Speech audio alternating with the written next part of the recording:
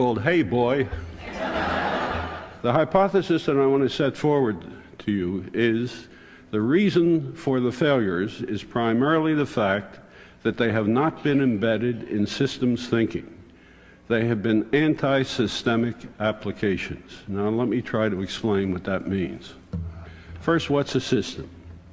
A system is a whole, spelled with a W, that consists of parts, each of which can affect its behavior or its properties. You, for example, are a biological system called an organism, and you consist of parts, your heart, your lungs, your stomach, pancreas, and so on, each of which can affect your behavior or your properties. The second requirement is that each part of the system, when it affects the system, is dependent for its effect on some other part. In other words, the parts are interdependent. No part of a system or collection of parts of a system has an independent effect on it. Therefore, the way the heart affects you depends on what the lungs are doing and the brain is doing. The parts are all interconnected. And therefore, a system is a whole that cannot be divided into independent parts. Now, that has some very, very important implications that are generally overlooked. First, the essential or defining properties of any system are properties of the whole which none of its parts have. For example, a very elementary system you are familiar with is an automobile. The essential property of an automobile is it can carry you from one place to another. No part of an automobile can do that. The wheel can't, the axle can't, the seat can't, the motor can't. The motor can't even carry itself from one place to another. But the automobile can. You have certain characteristics, the most important of which is life. None of your parts live. You have life.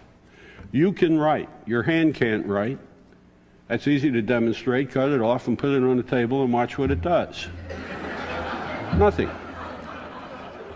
You can see. Your eye can't see. You can think. Your brain can't think.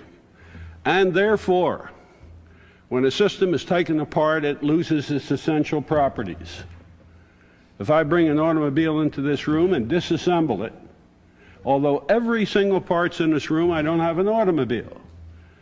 Because the system is not the sum of the behavior of its parts, it's the product of their interactions. And that's been said here in many ways over and over today. Now, what does that mean? If we have a system of improvement that's directed at improving the parts taken separately, you can be absolutely sure that the performance of the whole will not be improved. And that can be rigorously proven. But most applications of improvement programs are directed at improving the parts taken separately, not the whole. The proof is complex, and I won't bore you with it. Let's just take a simple example. I read in the New York Times recently that 457 different automobiles are available in the United States. Let's buy one of each and bring them into a large garage. Let's then hire 200 of the best automotive engineers in the world and ask them to determine which car has the best engine. Suppose they come back and say the Rolls-Royce has the best engine. You make a note of it. Which one has the best transmission, we ask them, and they go run tests and come back and say the Mercedes does. Which one has the best battery? Come back and say the Buick does. And one by one, for every part required for an automobile, they tell us which is the best one available. Now we take that list, give it back to them, and say remove those parts from those cars, put them together into the best possible automobile. Because now we'll have an automobile consisting of all the best parts. What do we get? You don't even get an automobile. For the obvious reason that the parts don't fit. The performance of a system depends on how the parts fit, not how they act taken separately.